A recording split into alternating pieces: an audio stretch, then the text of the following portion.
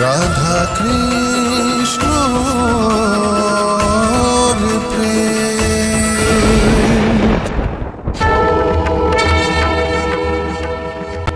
কি আশ্চর্য প্রভুর লীলা!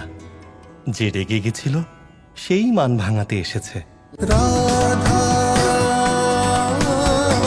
কৃষ্ণ। এসব কি? এখনো আমি তোমার গায়ে হলুদ লাগাইনি আর তোমার রূপের জৌলুস এখনই ফুটে উঠল। যদি হলুদ লাগাও তাহলে আমি এও হয়ে যাব কৃষ্ণ।